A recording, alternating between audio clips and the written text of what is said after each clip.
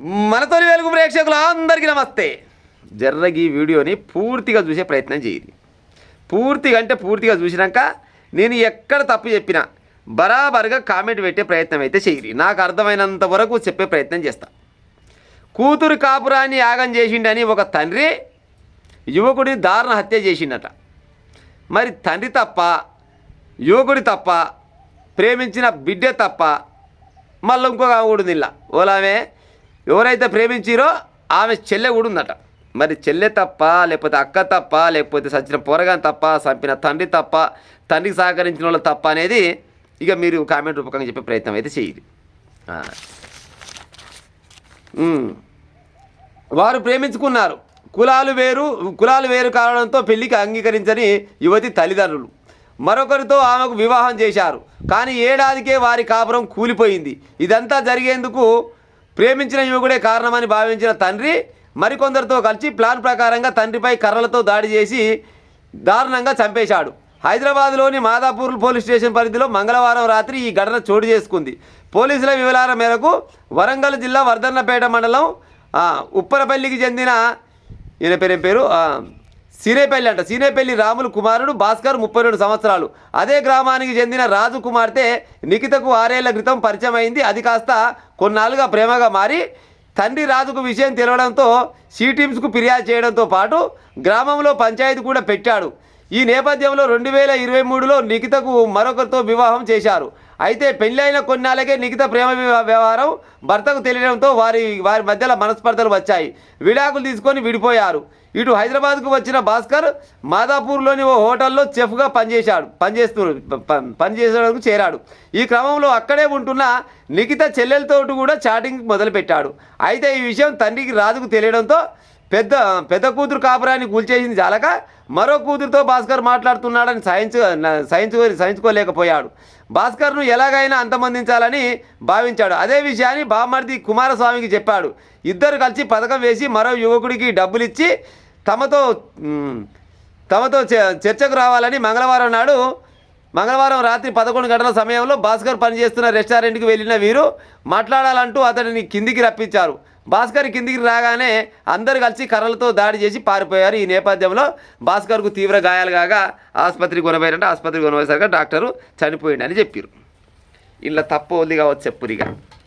ఇలా మరి తండ్రి తప్ప, సహకరించిన మేనమామ తప్ప, లేకపోతే అమ్మాయి తప్ప, ఈ అబ్బాయి తప్ప, లేకపోతే అమ్మాయి ఇప్పుడు ఆల్రెడీ ఇడిపోయినా ఉంది కదా వాళ్ళ చెల్లెతో కూడా చాటింగ్ చేస్తున్నట్ట. అవరా భాస్కరు, సరే నువ్వు చచ్చిపోయినావు నేను రా అని కూడా అనదు, తప్పైంది మన్నించు. కానీ ఇప్పుడు ఆల్రెడీ నువ్వు ఒక అమ్మాయిని ప్రేమించినాడు. ఆమె ఆల్రెడీ సరే కులం విషయమో లేకపోతే మతాలు కలిసి కులాలు కలిసి అనే ఉద్దేశంతో నీకు ఇయ్యలే, పిల్లని ఇయ్యలే, ఇంకోలికి పెళ్లి చేసిరు. ఇంకోళ్ళు పెళ్లి చేసినప్పుడు మళ్ళీ వాళ్ళకి తెలిసేటట్టు చేసింది ఈయన వంతే కాబట్టినే ఆడు విడాకులు ఇచ్చాడు. ఆ చేసుకున్నాడు ఎవడైనా కానీ ఆల్రెడీ సరే తెలవగుట్టినేమో ఎసవంటోళ్ళు అయినా కాపురాలు నడిచిపోతున్నాయి. తెలిసినాక ఏ ఎసవంటి ఎడ్డోడు కూడా ఉంచుకోడు, అయిపోయింది. ఈడాకులు అయినాయి. ఈడాకులు కాగానే ఏ తండ్రికైనా కానీ ఎంతో కొంత బాధ ఉంటుందా అది మనం ప్రతి ఒక్కరు ఇళ్ళల్లో ఉన్న ముచ్చటే. ఈడాకులు కాగానే తండ్రికి ఎంతో కొంత బాధ ఉంటుంది. అయ్యో నా బిడ్డను ఇంతగానో పెళ్లి చేస్తే పాడే మళ్ళీ ఇంటికే వచ్చే. వాస్తవానికి ఆయన ఏది కులం ఆలోచించే కదా నీకు ఇయ్యలేదు, సరే ఇయ్యలేదు, అదొక భాగం అటుపోయింది. ఆ ముచ్చట కూడా చెప్తా. కానీ ఇప్పుడు ఆల్రెడీ విడాకులు కానీ ఇంటికి వచ్చి ఉండగానే తండ్రికి ప్రతి ఒక్క తండ్రికి బాధ అనిపిస్తుంది. నువ్వు ఆ పెద్దమ్మాయి కాపురాన్ని కూల్చడమే కాకుండా మళ్ళీ హైదరాబాద్కి పోయి మాదాపూర్లో హోటల్లో చెఫ్గా పని చేసుకుంటా చిన్న అమ్మాయితోటి చాటింగ్ చేస్తుండంట. మరి చిన్న అమ్మాయి కన్నా ఉండాలి కదా మరి ఎంతో కొంత. గతంలో మా అక్కతోటి సోపతి చేసిండు, మా అక్క జీవితం ఆగమైపోయింది, మా బావ మా అక్క నిసి పెట్టిండు.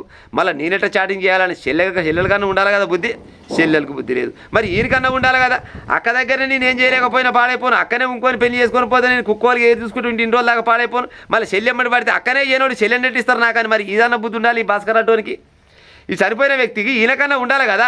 అక్కనే చేసుకొని అయితే చెల్లెనెట్ట సోప చేయాలని మరి ఈయనకన్నా ఉండాలి కదా. ఈయనకి లేదు, ఆమెకి లేదు. మరి తండ్రి కోపం వచ్చి మేనబామ్మడి చెప్పగానే మేనబామ్మడి వచ్చి బావ గతంలో పెద్దమ్మ పనే ఇట్లా అయింది, మళ్ళీ చిన్నమ్మ కూడా ఇదే దారిలో పోతే మన ఇజ్జత్ పోయి పాడవుతుంది. ఎట్లా చేయాలి? ఆయన కులం ఏమి చేయలేదు, అమ్మాయి వాళ్ళ కులం ఏమి చేయలేదు. పేపర్ ఇస్తే కులం పేరు కూడా చెప్తుంది. కానీ ఈయన పేరేది మాత్రం దళితుడు అని చెప్పారు. మరి దళితులలో మరి ఏం కులం పోయినది ఇది కూడా చేయలేదు. కానీ ఇప్పుడు పెద్దమ్మాయి ఖరాబ్ అయిపోయాయి, చిన్నమ్మాయితోటి సోప చేస్తుండు. ఏం చేద్దాం బాబట్టి ఎట్లా చేసి పని చేయాలని కూర్చురట. ఎట్లా చేసి పని చేయాలనుకొని ఇంకొని కిరాయి మనిషిని పట్టుకొని వీళ్ళు పనిచేసే బొట్ల కాడికి పోయి కర్రలతోటి కొట్టి చంపారు. ఇప్పుడు తెలికల పిల్లగాడైతే ఎప్పుడైతే పెద్దమ్మాయి పెళ్ళి ముహూర్తాలు పెట్టుకురో అప్పుడే లేచిపోతే అయిపోవు కదా. ఆల్రెడీ 6 సంవత్సరాలు ప్రేమించిండు ఈయన. 6 సంవత్సరాలు ప్రేమించినాక 6 సంవత్సరాల ప్రేమలో ఒకనాడు కాకుంటే ఒకనాడన్నా ఉంటుంది కదా. మరి ఆ సమయంలో మనం ఎటన్నా పోయి మరి ఒకడ పెళ్లి చేసుకుందాం, ప్రపంచం చాలా పెద్దగా ఉంది, ఏమన్నా పోయి బద్దాం అనుకుని అట్లా లేచిపోతే అది కాపురం నిలిచిపోవు, ఇడియాల సాగకపోవు, చక్కదానంగా ఏనో కాడ బతికిపోవు కదా.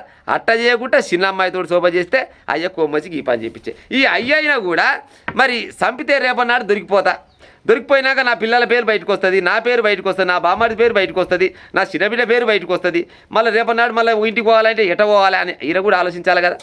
చట్టపరంగా పోయే ఉపాయం చేయాలి, లేదు నలుగురు పెద్ద మనుషుల దగ్గర కూర్చోబెట్టి ఉపాయం చేయాలి, తల్లిదండ్రులకు చెప్పి ఉపాయం చేయాలి. అరే నాయన నీ పుణ్యమాట పెద్దపోరు జీవితమే నాశనం అయింది, మళ్ళీ చిన్నపోరు ఎంబడింది కొట్టవు రాని బుద్ధి చెప్పే పోయేది తీసిపెట్టి ఏకంగా కట్టెలతోటి కొట్టి చంపినట. మరి ఇలా తండ్రి తప్పనాలనా, లేకపోతే బామ్మడి తప్పనాలనా, లేకపోతే ఈ సచిన పోరగాని తప్పనాలనా, లేకపోతే అమ్మాయిలే తప్పనాలి, ఓ తప్పనాలి చెప్పురి ఓ కింద ఇచ్చిరి క్లియర్గా. దళితులం కాబట్టే చంపేశారు. మృతుడి సోదరుడు చెప్తున్నట, భర్తతో విడాకులు తీసుకున్న నిఖిత బుధవారం గుడిలో తన తమ్ముడిని పెళ్లి చేసుకోవడానికి హైదరాబాద్ వచ్చిందని తమ్ముడి సోదరుడు మధు మీడియాకు చెప్పారు. ఈ విషయం తెలిసిన నిఖితను తండ్రి రాజు దాచిపెట్టి భాస్కర్ హత్యకు పథకం వేశాడని ఆవేదన వ్యక్తం చేశాడు. గతంలో వారి ప్రేమ విషయం తెలిసినప్పుడే తన తమ్ముడిని ఎలాగైనా చంపుతానని రాజు బెదిరిస్తున్నాడు. తాము దళితులం కాబట్టి ఇంత దారుణంగా హత్య చేశారని రోధించాడు. ఇప్పుడు దళితులైనా ఎవరైనా కానీ న్యాయమే అన్యాయం అని చంపడం చాలా పొరపాటు, తండ్రిది చంపడం చాలా పొరపాటు. కానీ ఈ పొరగాడు కూడా మరి ఎంతో కొంత ఆలోచించాలి కదా. గతంలోనే నేను చేయలేకపోతే ఆ జీవితమే నాశనం అయిపోయా. సరే ఒకవేళ ఈడాకులు తీసుకొని వస్తే మళ్ళీ నువ్వు పెళ్లి చేసుకోవాలని ఏముంది నాకు అర్థం కాదు. కానీ మేనమాడదల ఏమన్నా కొనబోతే నేను చెప్పకూడదు, కానీ కొనబోతే ఎక్కడైనా వేసుకొని పోతామా, అంతేనే కదా. ఇప్పుడు కొనబోతే ఎక్కడైనా తీసుకొని పోతామే, నీకు ఎట్టా ఇష్టమే ఉంది, ప్రేమించినావు కాబట్టి 6 సంవత్సరాలు ప్రేమించినప్పుడు అవతలైన దగ్గరికి పోయి పెళ్లి చేసుకున్నా కూడా మళ్ళీ నువ్వు ఆమె మీద ఇష్టపడుతున్నప్పుడు ఏం చేయాలి, ఒకవేళ విడాకులు తీసుకుంది కాబట్టి అక్కడ లైన్ క్లియర్గా ఉంది కాబట్టి చేసుకపోతే ఎక్కడైనా వేసుకపోయి ఏమన్నా బతకాలి. కానీ ఆమెను తీసుకొచ్చి మళ్ళీ ఏదో గుళ్ళో పెళ్లి చేసుకుందామని ఇవన్నీ ఎక్కడ ముచ్చట్లు ఏం కథలు చెప్పుడు నాకు అర్థం కాదు. కానీ ఇటు పెద్దమ్మాయి తప్పే ఉంది, పెద్దమ్మాయి తప్పు ఉంటే చిన్నమ్మాయి ఈమెట సోపత్ చేస్తుంది దాంతో, ఈవెంట చాటింగ్ చేస్తే ఈవెనని చెప్పాలి కదా. మరి మా అక్క పరిస్థితి ఆగమైపోయా, మా అక్క జీవితమే నాశనం చేస్తేవి, మళ్ళీ న్యాయమడి పడ్డావు నీకెట్ట సోపతి అవుతారా అని ఈవెననాలి. ఈవనదు ఆవనదు, ఏకంగా ఈడు మాత్రం వెంబడే తిరుగుతుంటాడు. తండ్రి కోపం వచ్చి తండ్రి ఏమో ఏడికాడికి లేపేసే పాడాయి. ఇట్లా యోధి తప్పందాం చెప్పురిగా.